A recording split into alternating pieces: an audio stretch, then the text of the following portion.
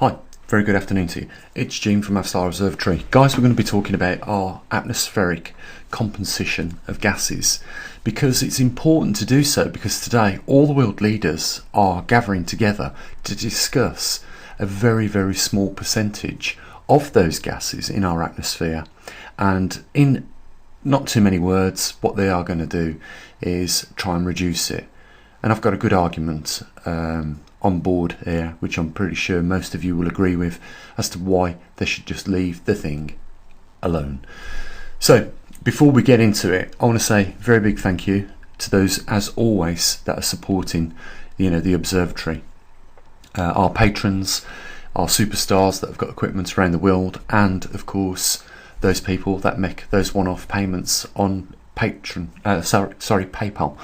But the bottom line is, we're not doing too good for funding at the observatory, and I'm resorting to other measures now as to try and put a bit of extra cash in, even more so, as well as my time, into this to keep it going. And we did all the hard work, guys, and a lot of you supported the building of the equipment, and really all we've got to do is keep it going and keep that momentum going of getting more equipment out there. But we can't do it without a bit of funding here and there.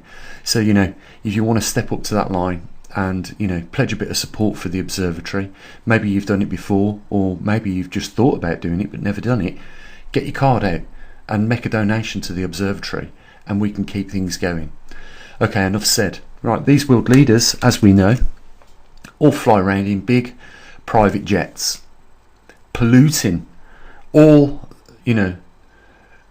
and sundry of gases out the back of the aircraft, and a lot of it is CO2. And if we look at the the pie chart here, we can see that the atmospheric gases mainly consist of two, which is oxygen and nitrogen, and then we've got the trace gases such as carbon dioxide, and then you've got gases like argon, krypton, xenon, etc, etc, etc. There's a lot of gases. And also we have water vapor in them as well, and there is more water vapor than there is carbon. I'm sure I've got a pie chart where it shows you just how much there is, but just take it from me, we got more water vapor in our atmosphere than we do have carbon. So the big thing here is what is the big deal? 0.4% carbon dioxide, and they want to reduce it by even more. Well, you know what, that's a real bad idea, and I'll tell you why. Because there isn't any vegetation on this planet that doesn't require CO2, and I've seen some pretty horrific designs of air vacuum cleaners that suck the air through it and take out all the particulates such as CO2. I mean, do they want to kill the vegetation off on the planet? Because if they do that, they will destroy the biodiversity of life across the range. Do you realise how serious this is? We have got demented, psychopathic individuals in power right now that actually want to do that, and the majority is doing nothing about it. And I was going to leave this to the end of the video, but I will say it now because it's really important. Just remember that you guys always have the power to stop this at any time you want. All you have to do is unite and do that. Take that action. But at the moment there doesn't seem a lot of momentum, drive, enthusiasm. There's no inclination to want to do that by a lot of people, simply because a lot of us are already struggling to keep the wheel turning within our own homes, and it occupies a lot of our time. And sometimes we all think to ourselves, let's just stick our head in the sand, forget what's going on outside the front door, we've got enough problems going on inside the door. But this is a big thing. If we take for granted everything that this earth has given us to this point in time, and then decide not to act when action is needed, well, that is just really so selfish thing to do, because not only will you mess it up for the future generations to come of the human species, but you'll also mess it up for the millions of diverse life forms on this planet that depend on the earth just like we do. And we should not take this for granted. Trying to reduce CO2 is the most ridiculous scientific proposal I have ever heard to date. We should not be concerned about our biosphere because it manages itself. No one says anything about the amount of nitrogen in the atmosphere. And I know one of our supporters was talking about this with someone in the comment section the other day. That now there is a forestry commissioner that is talking about the harmful effects of nitrogen on trees and other diverse species. You know what? It is getting out of hand. And I don't know who their scientific advisors are, but what I can tell you to this point in time, guys, is that if you know the truth and you try and speak out and you work for one of these organisations, you do not keep your job very long. And you are ostracised for speaking out the truth, even if you back it up with facts. Now, I could easily show you fact after fact after fact, but sometimes it's you can either take it from me that I'm honestly trying to inform you of the truth, or you can do a little bit of research yourself.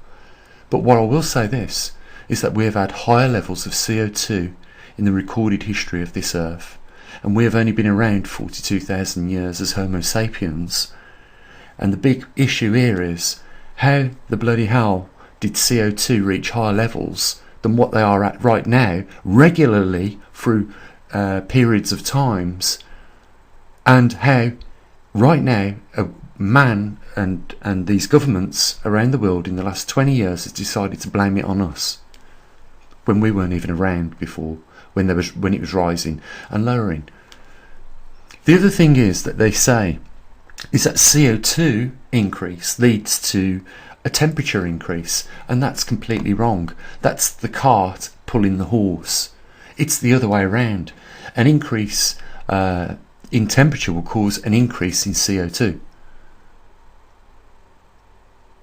and not the other way around, where CO2 increases and therefore the temperature increases. They've got it completely wrong. If you look at any of the carbon charts, the honest ones that they show, you'll see that always temperature increases first. And that is because when you have warmer oceans, where all the CO2 really is concentrated in its vault, if you like, or storage, when the waters warm up, the CO2 is easily released. You can do this experiment at home. Open a cold can of beer and see how much it froths up, and then open a warm can of beer at just around room temperature or slightly warmer, and watch what happens. You get more froth come out of it. So that is showing you that it is more likely when you warm up the oceans a little bit that you will get more CO2 released out the oceans.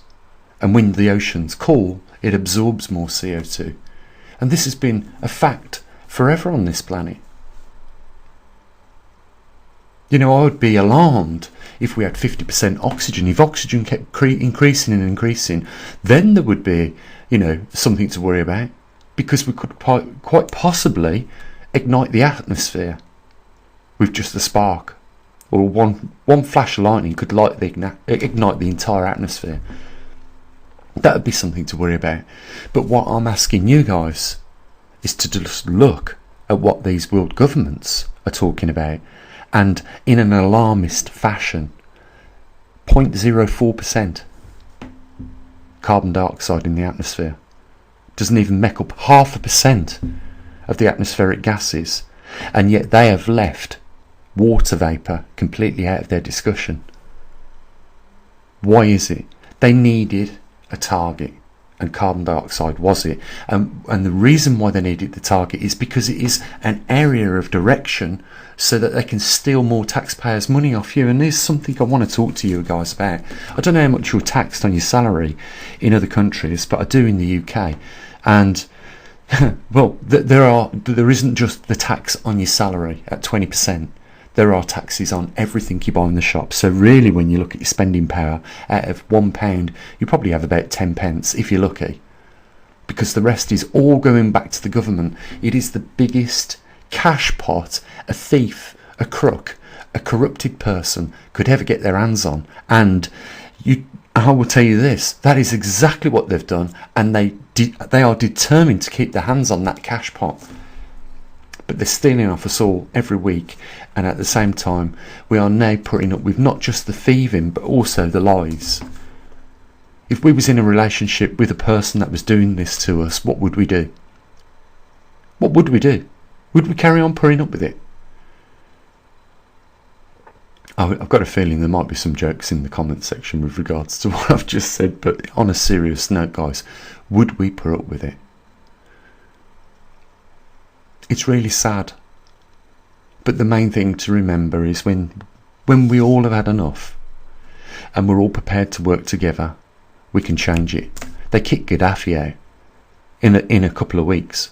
They removed him from power. They had just a complete enough of him, and that just shows you that when people have enough, they take to the streets and they make the changes. And we have always got that power to change things when we're ready. It's just that we've not been pushed enough yet. I think it's sad that, we may risk damaging the biological diverse range of species on this planet if we continue down this path. We have already damaged so much industry as a result of CO2, and I just wonder what will be how much we will tolerate before we do say enough is enough. It's time to work together. Guys, I won't go on too long about it. I'll end the video here. I'll just mention that there is a link down there if you want to help support what we're doing at the observatory. I hope you realise and appreciate that we do bring some important and valid topics and arguments to the table, and I'm always interested in your comments. And if we can raise a few quid for the observatory, we can keep it going and keep all this going as well, because we've put the hard work in. We've already got the observatory up and running. We just need to keep it going. That's as simple as it is. Have a great day. Look after your loved ones, and as always, bye for now.